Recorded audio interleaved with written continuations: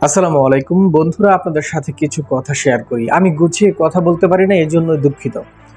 Barrister Suman ভাই, আমরা আপনাকে ভালোবাসতাম, অনেকেই আপনাকে ভালোবাসে, কিন্তু ভাই আপনি এখন ইদানিং যা বলছেন, যা বলেছেন, সেটা কতটুকু বিবেকসম্মত কথা আমার এই ছোট মস্তিষ্কে সেটা ধরে না।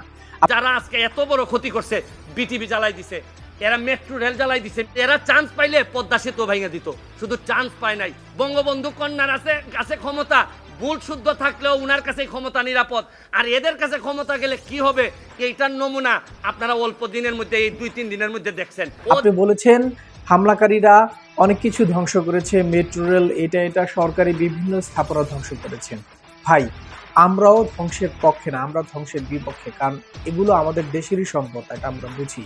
কিন্তু আপনার এই ব্রেনে কখনো একটা প্রশ্ন আসে নাই, এত এত স্টুডেন্ট, এত এত ছোট ভাই বোনের, আপনারই তো ছোট ভাই, আপনারই তো ছোট বোন আহত হয়েছে, নিহত হয়েছে, এত এত মায়ের বুক খালি হয়েছে, এটা নিয়ে আপনার বিন্দুমাত্র কোনো চিন্তা নেই, একটা কথা আপনি বলেননি। আপনি শুধু বলেছেন সরকারের পক্ষে। ভাই, এই হাজার হাজার ছাত্র জনতা, এই হাজার হাজার যুবকের ভালোবাসার কারণে আজকে আপনি ব্যারিস্টার সুমন হয়েছেন।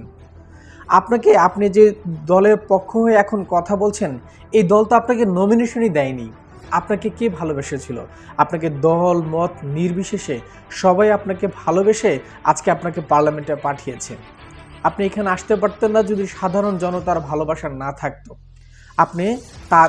আপনি এখন কি করছেন? সরকারকে খুশি করার জন্য, সরকারের কাছে যাওয়ার জন্য বলছেন যে সেই ভালো, সরকার যে আছে সেই ভালো, যাই হোক সেই ভালো, আপনি তারই গুণগান বারবার গাচ্ছেন। কেন রে ভাই? আপনি কি মনুষ্যত্ব নেই? আপনি তো এই সুমন আর আগের সুমন তো এক না।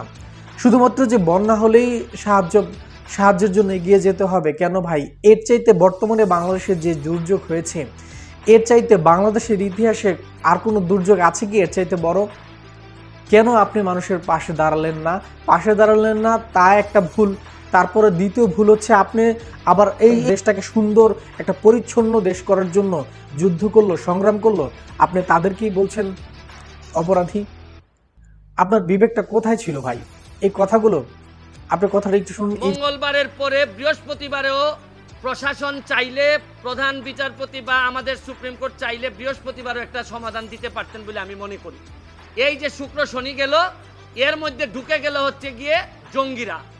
এই ছাত্ররা তো আর আন্দোলনে ছিল না, আর শুক্র শনিবারে কখনোই জঙ্গিরা ঢুকে গেল।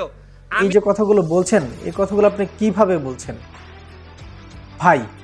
সবচেয়ে খারাপ লাগে এই যে লক্ষ লক্ষ, দেখেন আপনি জানেন, আপনি প্রবাসীদেরকে অনেক ভালোবাসতেন, আমরা জানি, কিন্তু এই যে প্রবাসী যে ভাইরা আছে, এখন আপনার কথায় তারা এখন ভারাক্রান্ত।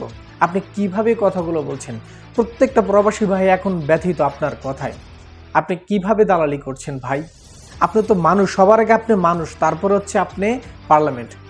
আমি আবারও বলছি ব্যারিস্টার সুমন, এখনো সময় আছে, আপনি আপনার কথা ফিরিয়ে নিন, প্রত্যাখ্যান করুন আপনার কথাকে এবং জনতার জন্য সত্যের কথা বলুন, ন্যায়ের পক্ষে কথা বলুন।